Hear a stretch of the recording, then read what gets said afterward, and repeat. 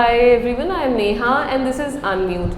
And Doctor's Day with us is going to be very special because I am sitting with not just one, but three very strong women of Kashipur. These strong personalities, they have done a lot for the society, they've inspired a lot of people, they've changed numerous lives, and the sacrifices they've done, the work they've done is commendable. And they've taken out time, they've come to us today, so it's going to be very special. Let's quickly welcome all of them. Hi everyone. Hi. Dr. Richi Solanki, Dr. Vibha Malhotra and Dr. Navpreet Sahota. Welcome to Unmute. Thank A very happy Doctor's Day to you all. Thank you so much. It's a pleasure to have you all here. So let's quickly start with the very first question. I'll start with Dr. Richi. Dr. Richi, so why did you choose to become a gynecologist? When you were studying MBS, you were a young girl and you had so many options. So why did you choose this particular field? ये tough है बताना कि gynae मैंने ऐसे profession क्यों choose करा, but with the development when you MBBS is very long duration course, तो at the end what you start developing interest in female this thing department and female organs, और फिर उनके साथ साथ आप ये भी देखते हो कि फीमेल पेशेंट्स की agony many times around our house also we see they anaemic, they have some problem, one and other काम वाली उसको भी प्रॉब्लम, मतलब वो देख के लगा कि इसका डॉक्टर बने तो ज़्यादा अच्छा इनको हेल्प कर सकेंगे. एग्जैक्टली. एंड डॉक्टर विभा, आपको क्यों लगा कि आपको गायनी बनना चाहिए? मेरा तो थोड़ा फनी सा है. When I was in class 5th actually मेरे को Narula ma'am, everyone is knowing, उन्होंने ही she has given birth to me. Okay. तो मैं बचपन से आई यूज्ड टू से मुझे तो नरूला मैम बनना है, मुझे तो नरूला मैम बनना है. I was very much inspired by her. So because of her inspiration from class 5th only I used to say to my parents कि मुझे डॉक्टर बनना है. अब डॉक्टर के बाद आते हैं कि भाई ये वाली फील्ड में ही क्यों जाना है. मैंने जैसा मैम ने कहा, थोड़ा सा मुझे ऐसा लगता है कि हमारी सोसाइटी वुमेन्स को थोड़ा सा बैकवर्ड और अंडरग्रेड भी करती है, सबसे बड़ा अंडर एस्टिमेट भी करती है. So I just want to prove them that it is a myth, and that's because this was the reason I want to become a. Doctor Navpreet, आपने क्या सोचा? Actually I am from very small town. Okay. तो जब आप छोटे शहर से होते हो ना, तो आपके पेरेंट्स का थॉट प्रोसेस वैसा होता है. तो मेरे फादर को लगता था कि फीमेल डॉक्टर मींस गायनेकोलॉजिस्ट. मतलब बाकी जैसे सर्जरी में, मेडिसिन में they are male dominating departments, तो वहाँ पे आपको आगे नहीं आने देंगे. तो this is the department where you can excel like as per your needs. तो मुझे एनेस्थीसिया पीडियाट्रिक्स मिल रही थी, पर मैंने नहीं ली क्योंकि मैं गायनेकोलॉजिस्ट ही बनना चाहती थी, क्योंकि शुरू से मेरे फादर को ये था कि मैं female as a doctor means gynaecologist. तो मेरे फादर को हमेशा यही लगता था कि गायनेकोलॉजिस्ट अगर आप बनोगे तो आप इस फील्ड में बहुत लोगों की हेल्प कर पाओगे, और यहाँ पे मेल डोमिनेंस बहुत ज़्यादा नहीं है, तो आप इस फील्ड में आगे जा पाओगे. सो इसका भी आपको कुछ रीज़न लगता है कि मेल डोमिनेंस स्पेशली गायनेकोलॉजिस्ट में क्यों नहीं होगी? क्योंकि एक्चुअली हमारा ये सोशल स्टिग्मा ही है कि हम मेल डॉक्टर को प्राइवेट पार्ट्स नहीं दिखा सकते. Even for ultrasound it is just अबडोमेन, वहाँ पे भी लोग रेडियोलॉजिस्ट, मेल रेडियोलॉजिस्ट के पास नहीं जाना चाह रही हैं फीमेल्स. सो पेशेंट्स को यही लगता है कि हमारा प्राइवेसी तभी मेंटेन रहेगा if female will see us. So that was the thing. She is absolutely right. For ultrasound also we have to convince our patients कि भाई आपके जैसे हमारे पास 2-3 हैं ऐसे अल्ट्रासोनोलॉजिस्ट. अब तो मैम है, नवप्रीत मैम है, बहुत है, डॉक्टर गरिमा, काफ़ी we have many doctors now doing ultrasound, but previously there were very less. So that creates a problem, especially when we deal up with Muslim patients. They don't want to go to a male ultrasonologist. Yes. So that is the social stigma. That is the correct word we can say. That is the part. And when we have to go ahead with TVS, transvaginal sonography, then obviously we have to choose a female ultrasonologist. तो doctor जी, इसमें एक बात ये बताइए कि छोटे शहर में being a gynaecologist and metropolitan cities में अगर कोई है, आप लोग के कॉलीग्स भी होंगे, you know lot of people, lot of doctors, तो उनसे आपको कैसे लगता है कि आपको डिफरेंट है ट्रीट करना यहाँ पे पेशेंट्स को, because they are less aware may be? क्या डिफरेंस है? Yes, it is there. वो वहाँ का पेशेंट बहुत ज़्यादा अवेयरनेस के साथ उनके पास जाता है. ठीक है. तो उनको पेशेंट को जो भी आप एक्सप्लेन करते हो treatment, why you are doing planning this treatment, वो उनको एक बार में बहुत जल्दी काउंसिल कर पाते हैं. यहाँ पे हमें 50% से ज़्यादा पेशेंट को काउंसलिंग करने के लिए 10 से 20 मिनट देने पड़ते कि तुम्हारे साथ ये चीज़ें हमें क्यों करवानी पड़ रही है। और ये फीमेल जो तुम लेके आए हो हाई रिस्क प्रेग्नेंट है या नॉन प्रेग्नेंट है बट हैज़ सम प्रॉब्लम, उसके लिए ये ट्रीटमेंट दे रहे हैं और ये टेस्ट करा रहे हैं, तो हम क्यों करा रहे हैं ये जस्टिफाई करना बहुत मुश्किल होता है और उस पर पैसे लगते हैं ऑफ कोर्स, तो वो उनको समझाओगे तभी खर्च करेंगे। और मुझे तो ये भी लगता है कि जैसे हमारे पास गाँव के पेशेंट ज़्यादा आते हैं, तो गाँव में तो जिसने भी अल्ट्रासाउंड रिपोर्ट देख ली उसने पढ़नी है। सपोज उसमें PCOD लिखा है या PCOS लिखा है, तो वो बोलेगा तुम्हारे गांठें बन गई हैं। और even cystitis is a infection of urinary bladder. Cystitis तुम्हें सिस्ट हो गई है देखो, तो पहले तो ऐसे मरीज को कन्विंस करना है कि नहीं है ऐसा कुछ, ये चीज समझो। जो ये एक्चुअली बिल्कुल पेशेंट को ऐसा बड़ा डिफिकल्ट है ये, क्योंकि वो हमारे यहाँ से तो जो गांव में भी बैठा है डॉक्टर, वो भी कुछ समझा के भेजेगा अपने लेवल का जो उसे समझ आया अल्ट्रासाउंड, और उनको एक्चुअल फैक्ट बताना इज डिफिकल्ट फॉर अस, क्योंकि अल्टीमेटली वो पहले उसी के पास जाएंगे, हमारे पास लास्ट में ही आएंगे, हमें पता है, तो वो वहाँ पे वो बोल के भेजेंगे कि भाई तुम्हें गांठ हो गई है। अब हमें पूरा उसे समझाना पड़ेगा एग्जैक्टली व्हाट इज PCOD। जब हम उसे समझाएंगे तब उसे समझ में आएगा कि वो गांठ नहीं है, उसका कोई ऑपरेशन नहीं होना है। That is the fact. और इसमें फिर जबकि मतलब जैसे आप कह रहे हो पेशेंट्स आर लेस अवेयर और आपको इतना समझा के उन्हें भेजना पड़ता है, लेकिन फिर भी हम ये देखते हैं कि ट्रेंड जो है आजकल C सेक्शंस की तरफ ज़्यादा है। मतलब even women themselves they want कि हमारा C सेक्शन हो जाए rather than a normal delivery. तो वो कैसे आपको लगता है? वो देखो उसमें सबसे ज़्यादा अभी पेशेंट कंप्लाइंस बहुत ख़राब हो चुकी है। पेशेंट अपने आप को एंटीनेटल पीरियड यानी ड्यूरिंग प्रेगनेंसी बिल्कुल भी प्रिपेयर नहीं करता है, जैसे कि आपको फिजिकल वर्क, एक्सरसाइजेस, कुछ नहीं, हाउस होल्ड वर्क भी कर लो, दैट विल ऑल्सो हेल्प। तो वो करना नहीं चाहता है, सब लेजी हो चुके हैं।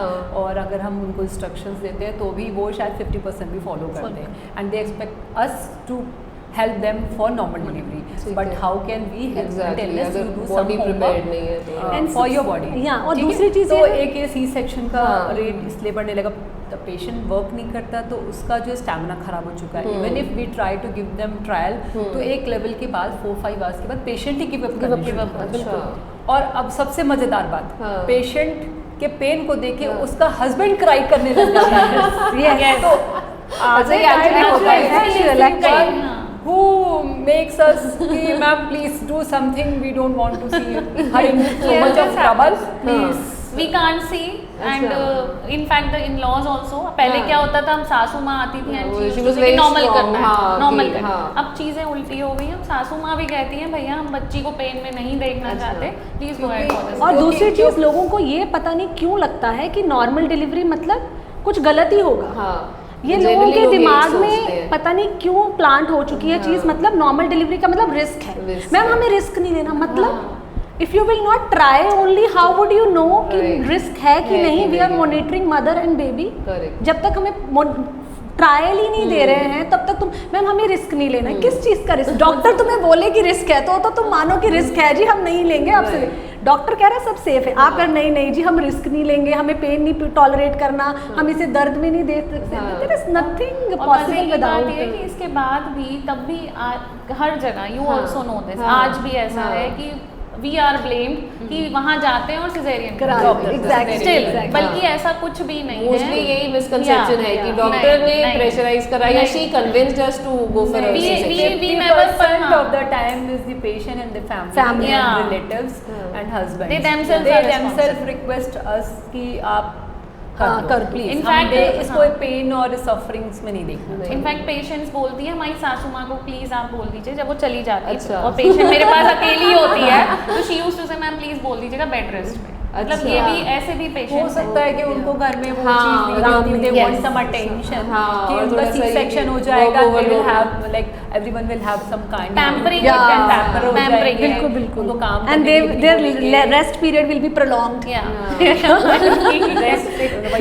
ओवरऑल यही फैक्टर होता है। ना तो उन्होंने योगा करना है, योगा की बहुत अच्छी एक्सरसाइजेज हैं और बहुत सारे योगासन हैं जो नॉर्मल डिलीवरी में हेल्प करते हैं। We used to tell them, but ultimately जैसा कि मैम ने बताया वो 2-4 दिन करके 5वें दिन दिल से वी कांट। बैठा ही नहीं जा रहा। इसी में जबकि बड़े शहरों में ये ट्रेंड अब चेंज हुआ है, वहाँ पे women are more aware, they go for these exercises and everything. I am saying कि मेट्रोस बड़े शहरों में यहाँ में यही डिफरेंस है, वो पेशेंट ही इतना अवेयर होके आता है कि वो अपने सारे physiotherapies for antenatal exercises and all सब वो करता है, रिलीजियसली फॉलो करता है, and they go through the things. अब पेल्विस खुल रही है, अब ये स्पेस बन रहा है, now baby is coming, this is becoming little lighter and all everything. They just keep learning from this instructor जो उनको एक्सरसाइज नहीं, कुछ नहीं तो यूट्यूब और बहुत सारी चीज़ें खुद ही करके अपनी बॉडी को प्रिपेयर कर लेते हैं। मैंने कितनी job going and corporate lawyers को देखा है, कॉर्पोरेट लॉयर की मेरे पास डिलीवरी हुई है, एंड शी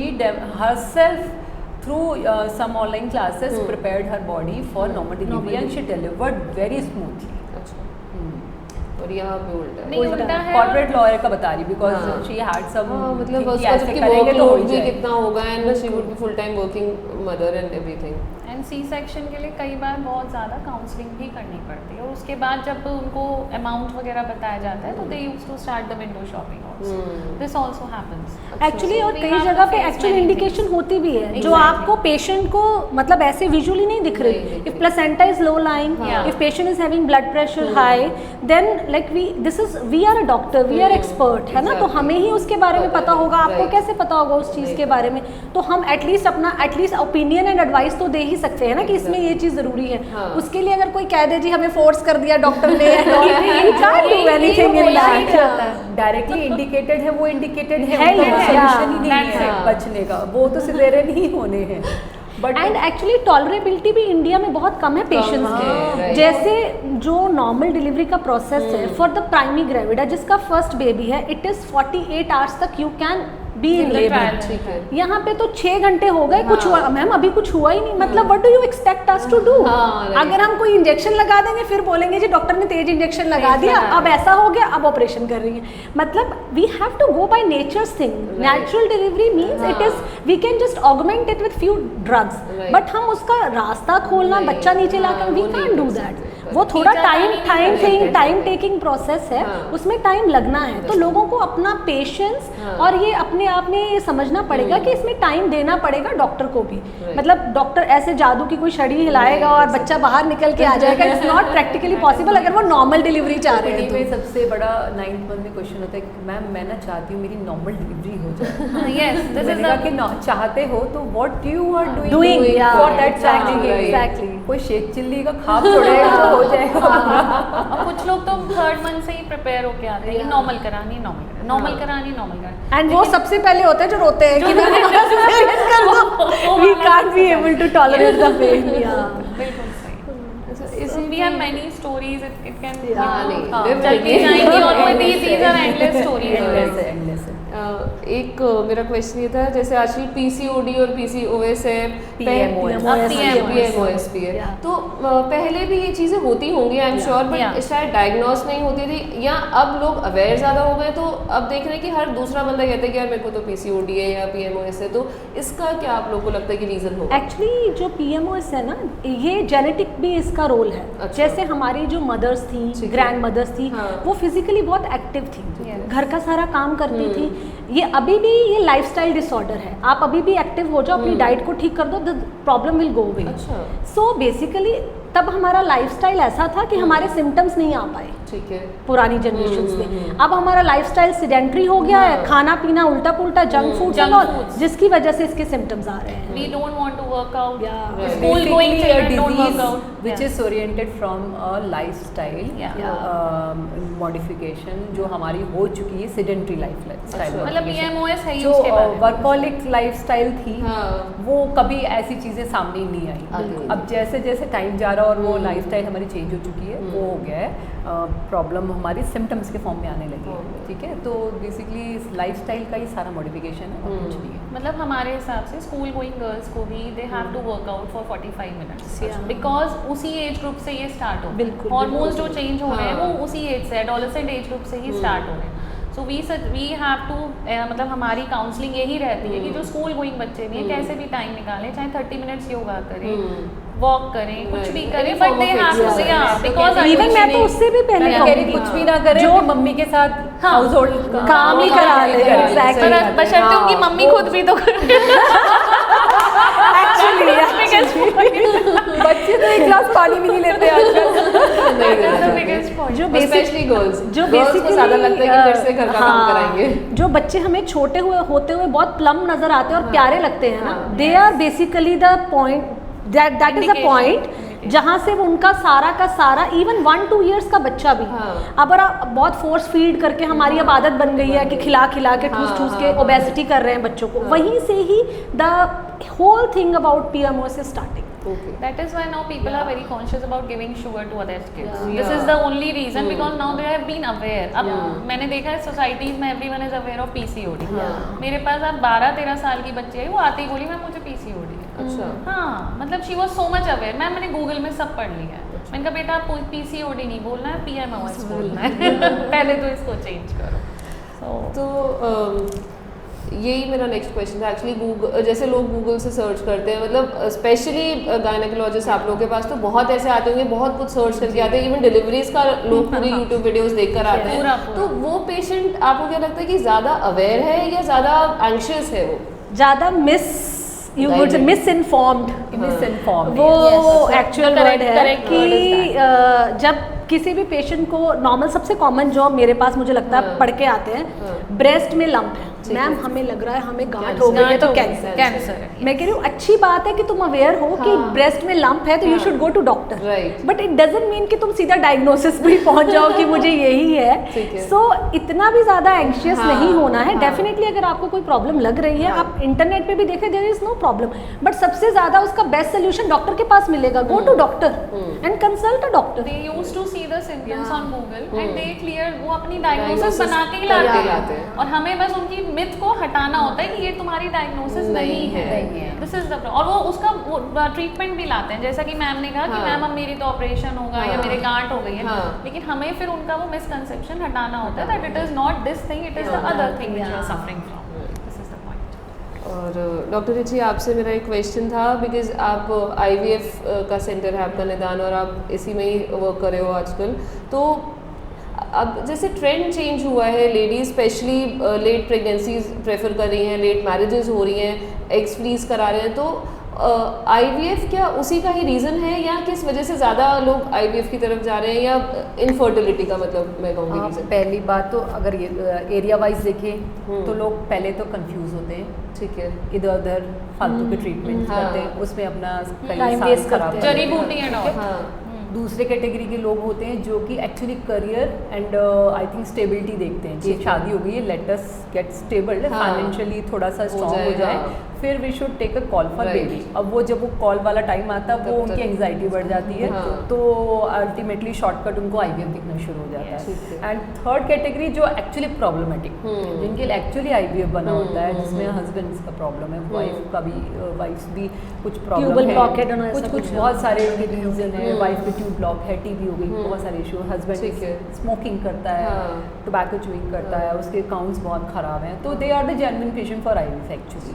तो IVF वही तो कह रही, कैटेगरी 3 कैटेगरी, एक जो समय वेस्ट करते रहते हैं, एक जो करियर के लिए करते हैं, और एक तो एक्चुअली होते हैं, और एक जो एक्चुअली वाले होते हैं वो भी ऐसे आते हैं कि मैम अब आप बताइए, मतलब मैम के पास हुई है, अब वो दूसरी जगह भी जाएंगे कि बताइए IVF करा लें, पहले भी कुछ ऑप्शन हो तो वो भी बताइए, जैसे बढ़ाते जाते हैं और वो बढ़ती चली जाती है। सबसे बड़ी बात ये है कि IVF में जितना आप एज एडवांस करते जाओगे, 35-40s करते चले जाओगे ना, उतना ही आपका रिजल्ट खराब है। बिल्कुल वो चीज़ उनको एक्सप्लेन करना बड़ा टफ है। उनको लगता है कि फंड्स इतने पे कर रहे हैं फॉर ए प्रोसीजर, तो इट शुड बी 100%।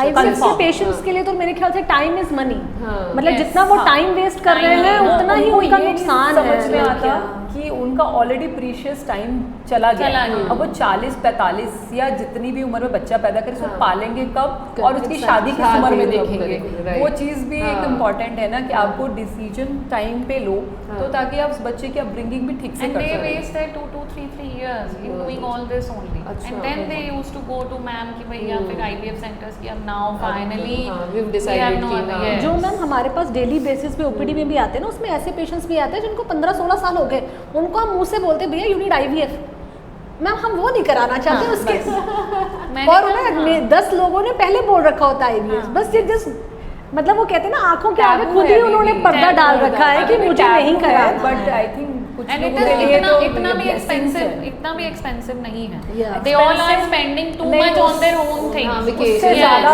yes. उससे ज़्यादा पैसे तो फाइलों वही मैं कह रही हूँ, उसमें खर्च हो चुके होते हैं, क्योंकि वो टेस्टिंग्स एंड ऑल जो 4-5 जगह जाके वो करा चुके होते हैं ऑलरेडी, उसमें उतना एक IVF का निकल चुका होता है। टैबू वाली चीज़ ज़्यादा है, बस वो वही उसके चक्कर में नहीं कराना चाहते, बट जिसके लिए ये रिजल्ट दे देता है उसके लिए तो लाइफ बन जाती है उसकी भाई। लाइफ, और आपको पता ही है उसमें ज़्यादातर ट्विंस होते हैं। हाँ, तो वो तो भाई उनका तो गाड़ी आगे चल जाती है, उनकी लाइफ बन जाती है, वो आगे की चीज़ें देखने शुरू करते हैं, वो दूसरे वाले उसी में घूमते रहते हैं। हाँ, अच्छा डॉक्टर विभा, इसमें आप एक बात मुझे बताओ, ये पेरी मेनोपॉज जैसे आजकल, पहले ये टर्म नहीं होती थी लेकिन अब रिसेंटली बहुत ज़्यादा इन ट्रेंड हो गई है मेरे ख्याल से कि एवरीबडी सेइंग कि I am going through perimenopause, तो पहले इसको ज़्यादा नॉर्मली भी लेते थे और इतना वेमेन अवेयर नहीं थी, तो क्या ये एक्चुअली है या फिर सिर्फ अभी भी वही है कि जस्ट एक अटेंशन सीकिंग मेथड है, यहाँ पता नहीं फिजिकली उतना होता है या नहीं होता है, मतलब वो क्या फिजिकली होता तो है, ऑब्वियसली हार्मोन्स चेंज होते हैं पेरीमेनोपॉज में, ईस्ट्रोजन प्रोजेस्टेरॉन बिल्कुल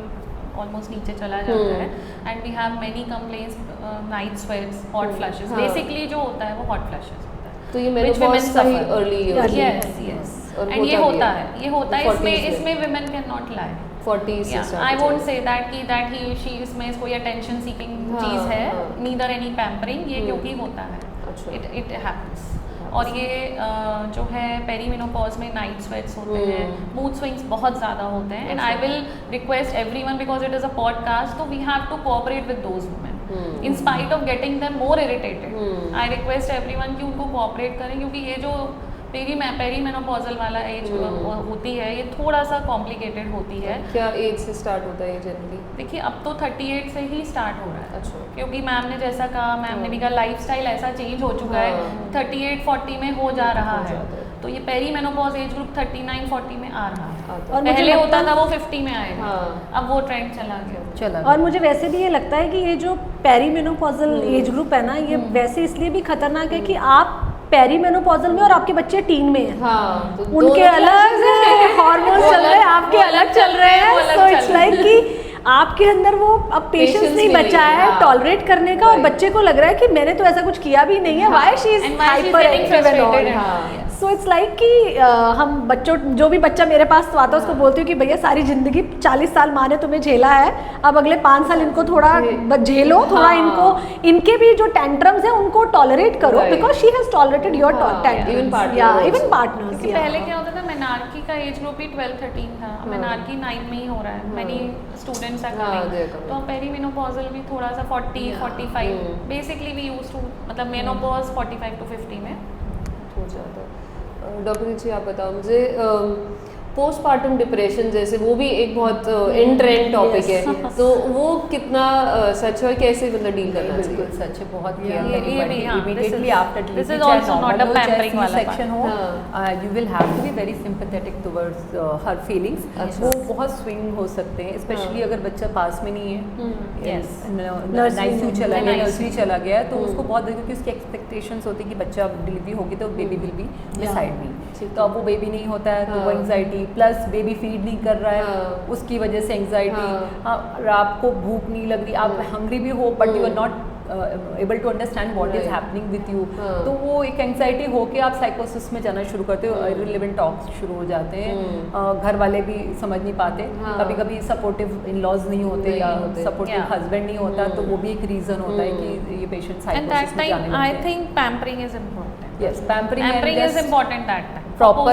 food and hydration, pampering and taking care of just an proper rest, emotional support, proper rest, उसको डाइट टाइम पे मिले, और आई थिंक उसके बेबी के लिए भी उसको अवेयरनेस दी जाए कि भाई baby is fine but it is, और एक्चुअली उसको मुझे लगता है, ये भी लगता है कि मुझे देखो, क्योंकि सपोज सिजेरियन हुआ है या नॉर्मल डिलीवरी हुआ है, तो घर वालों को ये लग रहा होता है कि शी इज नॉट कंफर्टेबल, ये बच्चा नहीं संभाल पाएगी, मतलब फर्स्ट डिलीवरीज में मोस्टली तो बच्चा वो खुद संभाल रहे होते हैं, पर उसको ये लगता है 9 महीने मैंने इसको रखा है और सारा अटेंशन इसको मिल रहा है और मेरा सर्जरी हुआ है, मेरी तरफ कोई अटेंशन नहीं दे रहा है। सो वो जो सारा अटेंशन का शिफ्ट है बच्चे की तरफ हो रहा है। सो इसलिए उसको लगता है कि शायद मैं इग्नोर्ड हो गई हूँ या मुझे किसी ने मेरी तरफ ध्यान ही नहीं दिया।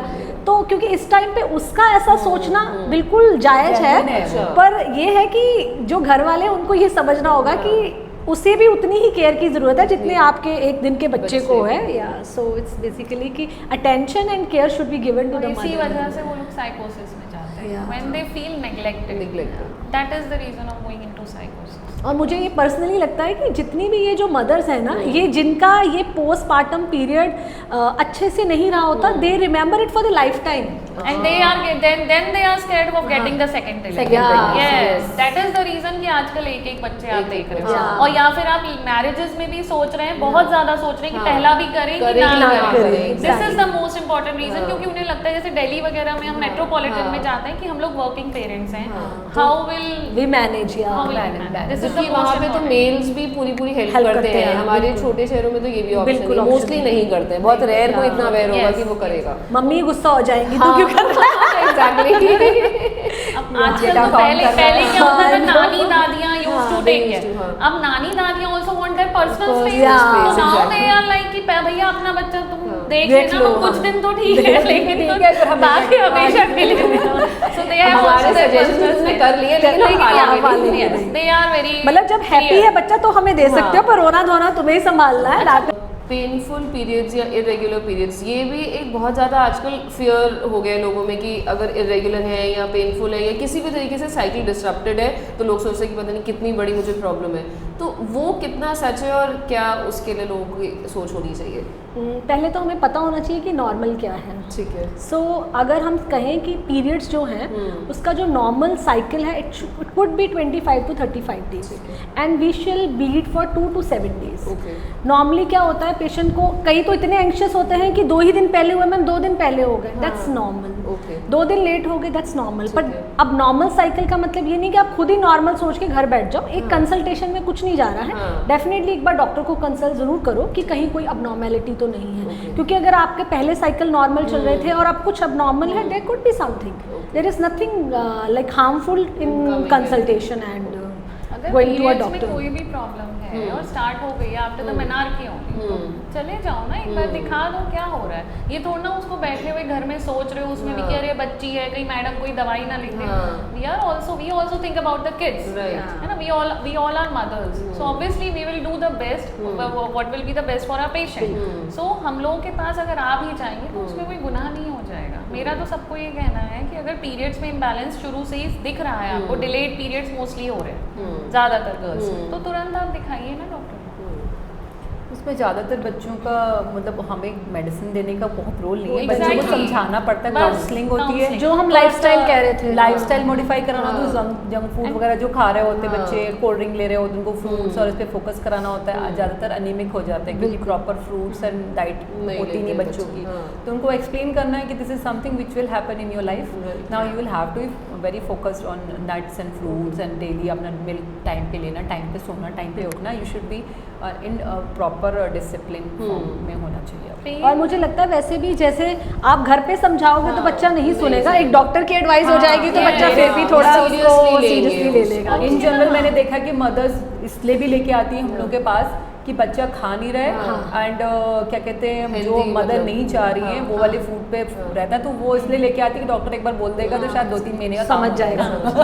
पेन कभी-कभी yes they exaggerate themselves, many are there, they can, मतलब होता है कभी-कभी फियर ऑफ एंजाइटी भी है, फियर भी है, कभी भी एग्जाम्स प्रेशर भी है, कुछ भी कह सकते हो, तो वो थोड़ा सा I can say it can be functional, but होते हैं क्रैम्प्स तो कोई दिक्कत नहीं है, हॉट फोमेंटेशन ले लो और अगर एक टैबलेट ले भी लोगे तो उसमें कोई भी बुराई नहीं है, कोई साइड इफेक्ट नहीं है। तो रेस्ट करें, हॉट वाटर बॉटल यूज करें बेसिक, मतलब even small tablet of Naftalspar, like there are 12 cycles in a year, 12 tablets in a year won't harm you much, right? उसके कारण आपका पूरा दिन you will be functional, otherwise pain के साथ your full day will be wasted, so it's always better. क्या problem और adolescent girls में ये बहुत होता है कि पीरियड्स जब स्टार्ट हुए हैं तो जनरली इट्स अ टैबू और मदर्स उतना अच्छे से एक्सप्लेन नहीं कर पाती, तो क्या उन लोगों को ऐसे कॉन्वर्सेशंस घर पे रेगुलर करनी चाहिए गर्ल्स के लिए भी, और यहाँ पे मैं बॉयज़ के लिए भी पूछना चाहूँगी क्योंकि बॉयज़ के लिए भी ये नॉलेज बहुत ज़रूरी है, तो कैसे मतलब स्टार्ट करना चाहिए घर में मदर्स को ये काउंसलिंग? मैंने अभी ज्ञान वार्ता में पॉडकास्ट किया था और वहाँ मैंने बोला भी था कि बॉयज़ को भी अवेयरनेस होनी चाहिए कि गर्ल्स को जहाँ पे वो रह रहे हैं उनके सराउंडिंग में फीमेल्स को पीरियड्स हो रहे हैं,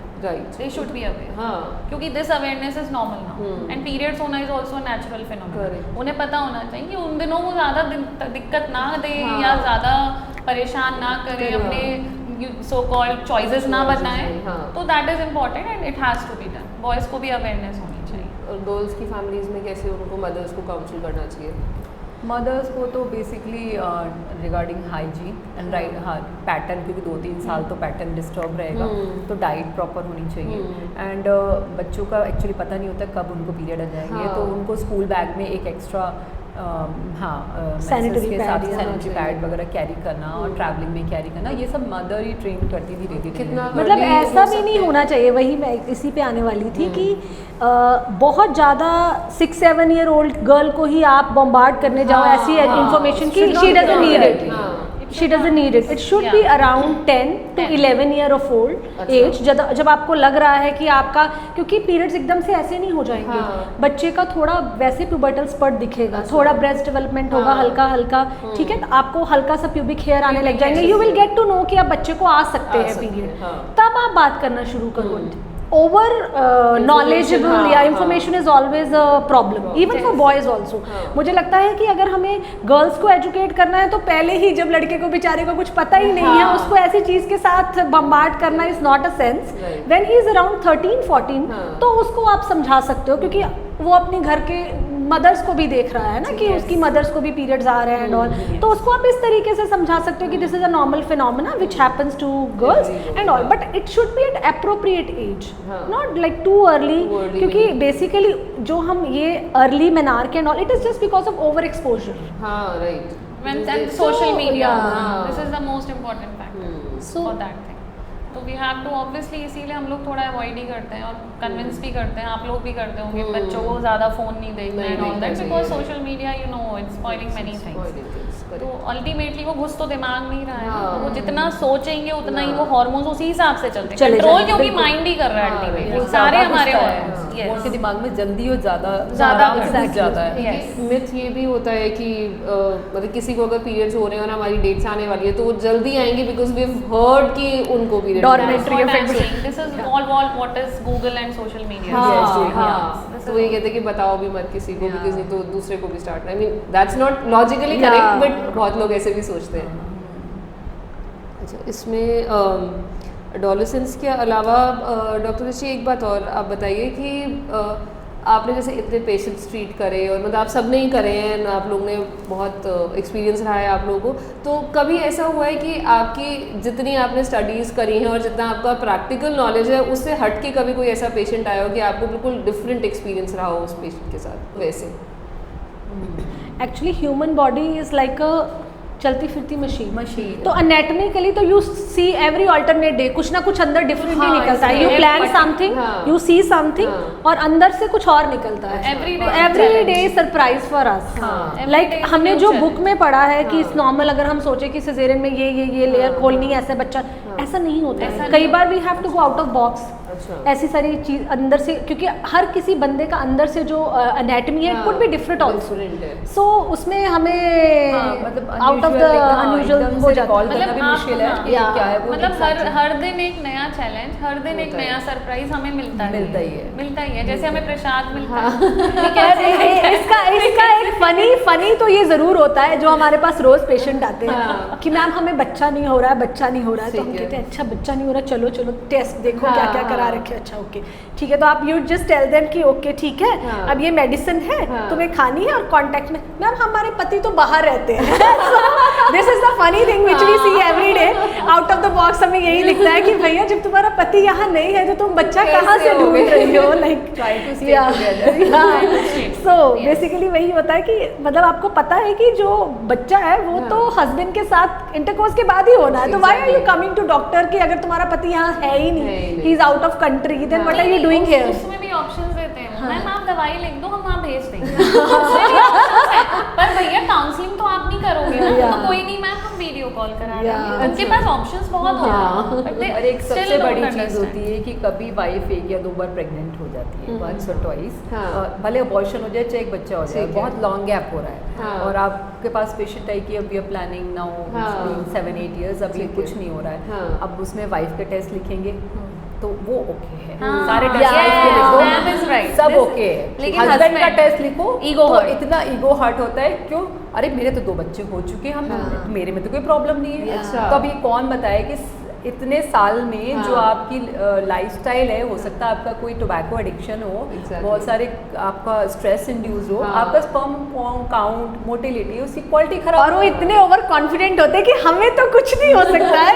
कॉन्फिडेंट होते हैं कि मैं तो बाद में कराऊंगा कि मेरा तो ऑलरेडी 2 बच्चे 7 साल पहले हो चुके हैं, इनमें प्रॉब्लम है, आप ही नहीं कवर कर पाते। On the other hand next day mother भी आती है, हस्बैंड को हटा के उनकी मम्मी आ जाती है, अरे आपने मेरे बेटे का टेस्ट क्यों लिख दिया है? मेरा बेटा तो नॉर्मल है, आप बहू के टेस्ट कराइए। सो नहीं, this is 50-50% from both the sides. और ये जो क्लेम होता है ना लड़का एंड लड़की, दिस इज, इसमें फीमेल का रोल ही नहीं है, मैं आपको बता दूं, इसमें सारा जो पूरा जेनेटिक इनहेरिटेंस है वो सारा मेल का है। ये भी एक बहुत बड़ा मिथ है कि ये हमें लड़का नहीं दे पा रही है, all that it depends on the it overall depends on. अभी इसमें भी स्टोरी बताऊं कि एक बार क्या हुआ कि IVF एक पेशेंट की ट्यूब्स ब्लॉक थी और कहीं पे उनका ऑपरेट हुआ, ओवरीज भी थोड़ी छोटी हो गई, तो IVF के अलावा कोई अल्टरनेटिव नहीं बचा, तो उनका मैंने IVF किया, उनकी डिलीवरी हुई अभी 1 साल पहले, ट्विन प्रेगनेंसी थी, तो दोनों डॉटर्स हो गई। अब आगे वो हमसे लड़ रहे हैं कि तुमने तो बोला था कि एक लड़का और एक लड़की होगी। तो भाई तुम्हारी चीज़ों से बना के दिया है, आएगी वही बन गई ना, इसमें कोई डिजाइनिंग थोड़ी कर सकते हैं। दिस इज द मिथ कि भाई वो फीमेल की वजह से ही हो रहा है, बट ऐसा नहीं है, दोनों का ही रोल है, कंट्रीब्यूशन दोनों का, और 50-50% ही है।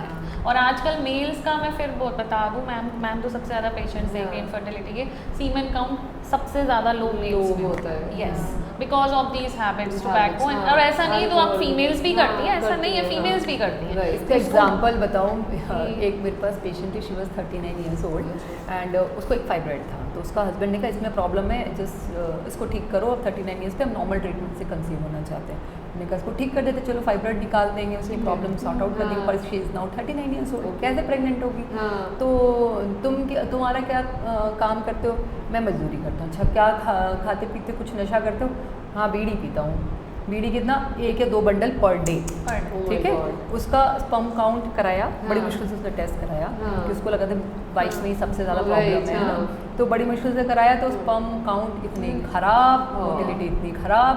अब उसको बहुत काउंसलिंग करी, मतलब लिटरली काउंसलिंग लाइक एनीथिंग। उसके बाद उसने क्विट करा, या शायद वो कोविड का टाइम आ गया तो बीड़ी बंद हो गई, both ways you can say, तो बीड़ी मिलनी बंद हो गई। 2-3 महीने बाद उसकी वाइफ सेल्फ प्रेग्नेंट हो गई, अच्छा, विदाउट ट्रीटमेंट। ओके, तो सोचो कितना फर्क पड़ता है। और जबकि लोग इस चीज़ के लिए अवेयर नहीं, स्पेशली मेल्स तो ना एक्सेप्ट करते हो ना अवेयर होते हैं। उनसे अगर कहो क्विट कर रहे हैं, क्विट करेंगे, तो वो क्विट नहीं कर पाते, और on the other side we are giving medicine, तो वो मेडिसिन का रोल भी खत्म है ना। अब आप साथ में कर भी रहे हो, नशा भी कर रहे हो, मेडिसिन भी ले रहे हो, तो वो नहीं हो पाएगा। और फिर आप डॉक्टर को ब्लेम कर रहे हो कि रिजल्ट नहीं आया, तो we are not the culprits for that, you yourself is the culprit. Female agony तो पूरे टाइम इसी चीज़ की है कि उसी पे ब्लेम गेम होता है। Males are actually they think, और एक्चुअली फीमेल्स ले लेती है ना, हाँ शायद मेरे कारण ही नहीं हो रहा होगा, क्योंकि पति को तो बोलने की यार आप मेरे टेस्ट सारे करा दो, ये तो ठीक है। हाँ, ये ठीक है। मैं तो उससे पूछ रही तुम्हारी जानकारी, जैसे हस्बैंड बड़ा कॉन्फिडेंट आएगा ना, नहीं मैं ठीक हूँ, मैं हमारी जानकारी के अलावा तुम्हारा कोई बाहर तो नहीं सिस्टम चल रहा जो तो इतना कॉन्फिडेंट है कि मेरे अंदर कोई प्रॉब्लम नहीं है। लाइक ऑब्वियसली इट्स कि तुम एक सिंपल टेस्ट है, तुम कह सकते हो मैम हाँ मैं भी करवा लूंगा, मतलब ये मेरा भी, अगर आप इसके इतने लिख रहे हो तो मेरा भी एक लिख दो, पर तुम नहीं मैं बिल्कुल ठीक हूँ। 25-26 टेस्ट हर महीने, अल्ट्रासाउंड हर महीने, फॉलिकुलर स्टडी, और हस्बैंड का सिर्फ एक husband semen analysis, that's it. उसमें भी बहुत बड़ा हम लोगों को इतनी काउंसलिंग करनी पड़ती है, that is a true fact कि मतलब हमें पता है कि हर एक पेशेंट में काउंसलिंग पार्ट कितना इम्पोर्टेंट है, और वो चीज़ पेशेंट को भी अब समझनी चाहिए कि we really take pains to go through the treatment of anything, be it any age group, be it any female, anything. एक हमारा छोटा सा राउंड है, unmute the truth round. So this is like a rapid fire, मैं question directly पूछूंगी, it's either one word या one line, ठीक है? चलो डॉक्टर रिची आपसे स्टार्ट करते हैं। इज इट अ मिथ और a fact the contraceptive pill causes infertility? No, it's a myth. It's actually a myth. And चलो मैं एक्सप्लेन नहीं करना नहीं कर दो प्लीज कर। It's for your like protection और प्लस मेंसेस से रेगुलेट करने के लिए होता है, इससे किसी की फर्टिलिटी हार्म नहीं होती, इनफैक्ट प्रिजर्व होती है। In fact we give in PCODs also, PMOS also. अच्छा PCOD और PCOS सेम थिंग और डिफरेंट? मतलब डिफरेंट क्या, PCOD के बाद अगर कॉम्प्लिकेटेड होता है तो it becomes PCOS, that is the thing. Okay, उसी का ही, that is a disease, that is a syndrome, part वही है जी। Doctor Navpreet, at what age should a girl visit a gynaecologist for the very first time? Very tricky question, I think around 18 year. हाँ, she should consult, क्योंकि उससे पहले तो paediatrician उनकी vaccination और ये सब देख रहा होता है। If she doesn't have any problem then she should visit a doctor at least around 18 year for the vaccination, like cervical cancer तो हम शुरू में ही लगा देंगे। बेसिकली क्या होता है कि मुझे लगता है इस टाइम पे आप सबसे ज़्यादा आपको एक इन्फॉर्म्ड बंदा चाहिए होता है जो आपको थोड़ा सा वेलवर्स करा दे रिगार्डिंग सेक्स एजुकेशन, मदर नहीं कर पाएगी या कोई भी नहीं कर पाएगा। सो मेरे ख्याल से इस जब आप 18 अबव हो जाते हो, आपको एक बार डॉक्टर को कंसल्ट करके अपनी चॉइसेस एंड अपनी जो सेक्सुअल लाइफ है उसके बारे में ज़रूर डॉक्टर से डिस्कस कर लेना चाहिए, बिकॉज हमारे पास आते हैं young unmarried people for abortion pills या फिर ऐसे, तो इन सब चीज़ों से बचा जा सके। Dr. Richi, irregular periods always mean something is wrong, myth or a fact? Something is it's actually a myth. It's just your lifestyle which is making it irregular. Okay. Yes, basically. But you should get it checked anyway. Yeah. Dr. Vibha, stress alone can cause PCOS or hormonal imbalance. Is it myth or a fact? Stress alone? It's not a fact कि केवल stress लेने से ही हमारे hormones change हो जाएं। Stress can be a factor, okay, it can be a factor, but alone stress नहीं होता, और बहुत सारी चीजें, या it includes many things. Doctor Navpreet, normal delivery या C section which is most safe? Safest is cesarean section. Okay. But better for the patient is normal delivery. Okay. Yeah. Dr. Vibha, breastfeeding is a reliable contraceptive. It is a reliable contraceptive. Myth or a fact? नहीं, it is. Yes. So मतलब if somebody is breastfeeding तो they'll never get pregnant, ऐसा है? नहीं, ऐसा भी नहीं है, ऐसे केसेस आए हैं कि ब्रेस्ट फीडिंग के साथ तो कॉन्ट्रासेप्टिव यूज करना चाहिए, है ना, with whatever, because lactational amenorrhoea is a period जब आपको पीरियड नहीं हो रहे हैं but still you can get pregnant, so it is a dangerous time. हां एग्जैक्टली, बल्कि वो सबसे ज्यादा टाइम है जिसमें आप हो जाते हैं। जनरली लोग यही होता है कि फर्स्ट 40-50 डेज में हो ही जाते हैं, so you have to take contraceptive और एनी ऑफ द, हां मतलब whatever method you want to use. Doctor Richi, career, marriage और motherhood, at which stage do women neglect their health the most? Career is the one first thing they neglect their health, and career is the important, जिसकी वजह से आजकल वही PMS, infertility, and hypertension, diabetes, everything is coming up now. Dr. Navpreet, you should not exercise during your periods. Is it a myth? It's a myth. It's a myth. कर सकते You should exercise Every day. You should exercise. Yeah. Every day. Mood swings जो होते हैं वो उसका जो mood swings हैं वो सब चीजें बहुत अच्छी हो जाती हैं. It elevates your mood also when you exercise. So you should. लेकिन light. क्या जो आप रेगुलर बेसिस पे कर रहे हो, जो आप रेगुलर कर रहे हो वो करते रहो. जिम जाने वाली लड़कियां मोस्टली नहीं जाती हैं बिकॉज़ पर जाना चाहिए. हेवी वेट्स मत करो, बट नॉर्मल एक्सरसाइजेस करो. हाँ, जो आप कर रहे हो वो आप करते रहो. It is the biggest myth. Yes, nice question I will say. अच्छा, डॉक्टर रिची, होम रेमेडी और hospital, which comes first in a small town like ours? Home remedy. अच्छा, हॉस्पिटल बहुत बाद में. बाद में जब सब हमारी जगह पे तो यही. और हॉस्पिटल में आने के बाद भी होम रेमेडी ट्राई कर दो. Advice few things and they will go and choose कि इतना ही एलोपैथी लेंगी, बाकी होम रेमेडी. पीरियड नहीं हो रहा है तो वो हल्दी की गांठ Tylenol खिला दो, गरम चीजें खिला दो, पीरियड हो जाएगा. अच्छा. अगर बच्चे को अबॉर्ट घर पे ही करना है तो भी ये गरम पानी से नहला दो, बच्चा खुद अबॉर्ट हो जाएगा. अच्छा. तो ये सब होम रेमेडीज पहले होती हैं, उसके बाद ही केस खराब हो जाता है फिर तब डॉक्टर याद आती है. मैं फॉलो. अच्छा, डॉक्टर विभा, गायनेकोलॉजिस्ट और Google, who do patients generally trust more? This is a patient's perspective of it. They trust Google first, then they come to gynecologist to confirm the findings. Yes, they जैसा हमने बताया, they used to come with the diagnosis. Now they want us to say कि अब आप अपना बताइए कि आपकी क्या रूपरेखा है इसके बारे में. Actually, तो हमें रूपरेखा बतानी पड़ती है. Doctor Navreet, C-section means you cannot have a normal delivery next time. No, it's not like that. VBAC is possible, but there are few conditions which should. पहले तो हमें पता होना चाहिए पहला सिजेरियन क्यों हुआ था. If it is a contracted pelvis तो अगले में तो वो बदलेगा नहीं. Pelvis is same, so we should know the indication and there should be appropriate gap between the two births. अच्छा, वो कितना होना चाहिए? At least minimum of 4 to 5 years. Okay, but इसमें फिर लोग ये भी कहते हैं कि स्टिचेस खुलने का बहुत रिस्क होता है अगर नॉर्मल डिलीवरीज होती है. उसका हम लोग अल्ट्रासाउंड कराते हैं, सीइंग द स्कार. अगर मॉनिटरिंग प्रॉपर होती है और अगर बाकी सारे जैसे सर्वाइकल उसका बिशप स्कोर जब वो पेशेंट लेबर में है उसका कैसा प्रोग्रेस चल रहा है, उन सब चीज़ों पे डिपेंड करता है. तो नॉर्मल हो सकता है. Yes yes yes, we do. Doctor Richie, IVF will work only if you try enough times. मतलब इट विल वर्क, आप जितने ज़्यादा टाइम्स ट्राई करोगे तो हो जाएगा बाद में, ऐसा है? वही मैंने कहा ना, हर कपल अपने आप में डिफरेंट है. ठीक है. यंग कपल 35 ईयर्स तक के वो फर्स्ट अटेम्प्ट में हो जाते हैं मोस्टली. कोई कॉम्प्लिकेटेड है तो शायद नहीं होगा, मतलब उनकी कुछ अलग ही कॉम्प्लिकेशंस हो साथ में. 35 से अबव वाले नहीं हो पाते, उनको 2 अटेम्प्ट्स कभी कभी लेने पड़ते हैं. 40 से अबव वाले कई अटेम्प्ट्स लेते हैं. तो हो सकते हैं taking patient taking 9 attempts. Yes yes. एक बच्चा हो जाता है फिर दूसरे के लिए, फिर दूसरे बच्चे के लिए अटेम्प्ट देते हैं. और वो हार नहीं मानते, वो बहुत अच्छे पेशेंट्स. दे आर रियली नहीं दे रियली 9 अटेम्प्ट. लोग तो पेशेंट्स भी इतना टाइम ट्राई करना है and then waiting for the child. अच्छा, डॉक्टर विभा, पैड्स और tampons, does it really matter? See I always prefer pads.